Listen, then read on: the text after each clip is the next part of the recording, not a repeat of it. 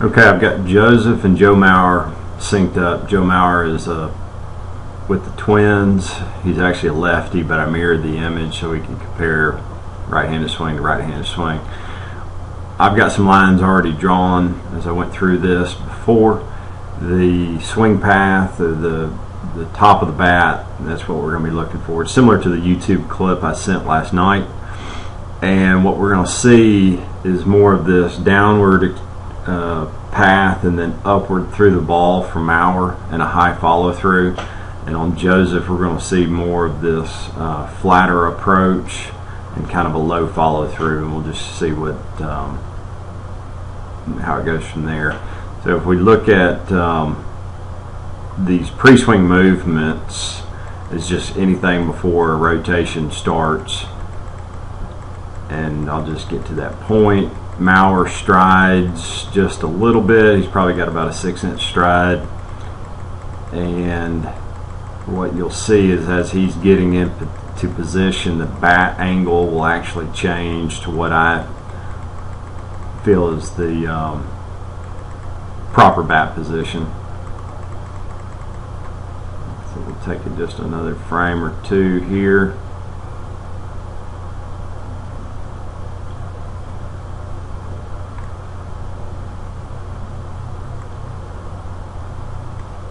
Alright, so now we're getting closer to heel drop on Mauer.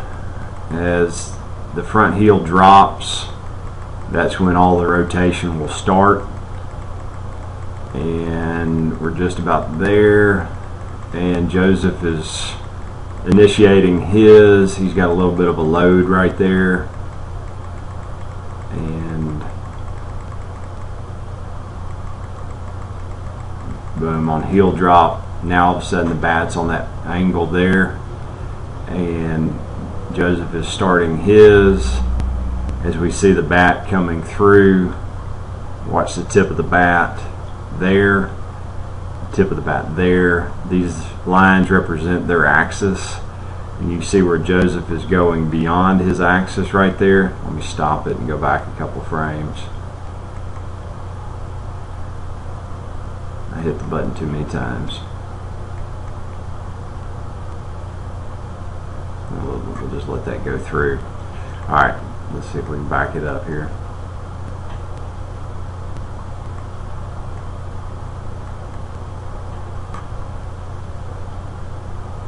Alright, so this is back to the beginning spot here, and if we go forward another frame, that initiates there the pre-swing movement there.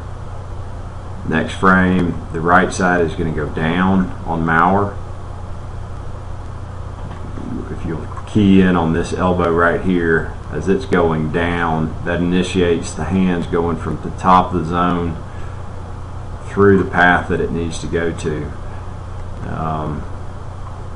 His head, if you'll notice, never moves off of that axis once that pre-swing movement is completed. On Joseph, we're going a little bit beyond our axis right now, and if you'll notice, the knob is leading the elbow on Mauer here.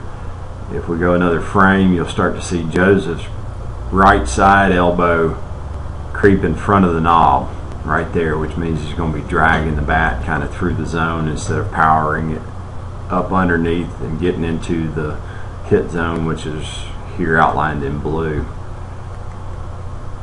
Again, he's fully rotated right here on his hips. It means he has no more power that can be generated out of there, and everything is going to be staying in through the hands. So he can still hit the ball, it's just he loses some of the power. Here that knob is still leading. Front arm is nice and bent there, so it's helping to pull the bat through the zone. Another frame forward, he is now on the lowest part of his swing, and the bat's coming up through the pitch. On Joseph, we're still lagging back there a little bit. Now the hands are starting to get in front and the bat's coming through. you see it's going to come through at this flatter angle versus here with the pitch. Now on a high pitch for Maurer, again, a high pitch would be, they're not going to swing at anything over their belly button pretty much in the pros. But on a high pitch, the only thing that would change is the location of the barrel, not of the hands. The barrel would just be up in this area, and he'd catch this pitch right in through here versus here. Joseph's head's extending a little bit beyond his axis, which just shows that he's probably a little bit over rotated.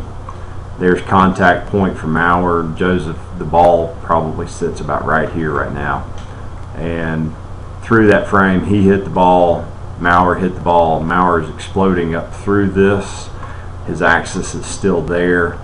The back foot is vertical, and the line from his front heel through his head goes through his thigh, through his core. And if you'll notice, this front foot usually points towards first base. That back foot's up on its toe, pointing back towards the pitcher. So those are some things to note. After impact, that bat path produces that nice high follow through for line drives and deep fly balls.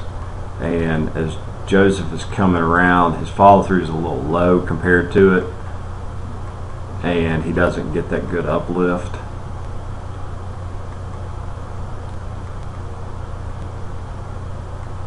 Let's go another frame or two here. Again, the follow through, you'll see the bat path as it's coming back to this point there.